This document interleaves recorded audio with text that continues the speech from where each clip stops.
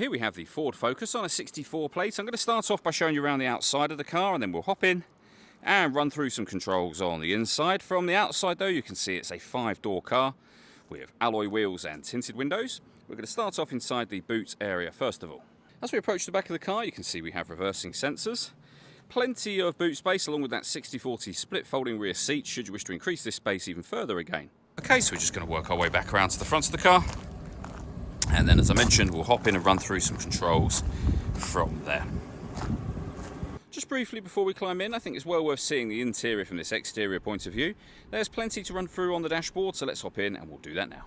Okay, now that we're inside the car, we're going to start with the dials. On the left-hand side, we have the rev counter. We have the speedometer on the right-hand side. In the centre at the bottom, the fuel gauge and coolant temperature gauges. And above that, the main trip computer, which includes the total miles for this car. They are 64,521. You can change information displayed above that for various bits of individual trip computer information. The 4 pieces that you see just there. And a digital readout for the speedometer as well. And that's all done using these buttons. We have cruise control, speed limiter, phone and stereo controls as well. And then over into the center, the main screen for the radio. So to access your audio is this bottom left-hand corner. When it comes to radio, for example, we have AM, FM and DAB. If you want to listen to your own music, you have a CD player, USB input, and then Bluetooth audio, SD memory card input and auxiliary input. So loads of ways to listen to your music. Pairing your phone is easy. Hit this button and then from there, add device. And follow the instructions on your phone screen. Search for sync on your device and select sync once it is found. And on the car screen just here. We've also got our climate control menu available to us. We have physical controls for this, which I'll come to in a moment. And we have satellite navigation. Really nice, clear colour display. It's a very easy system to use.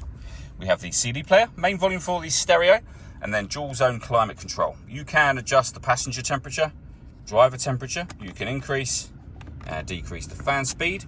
You can determine what direction you'd like the air to be distributed in, and when you're happy with those settings, that's your air conditioning off, back on again, or hit auto. The car will now maintain those temperatures by taking full control of the fan speed and direction of the air for you.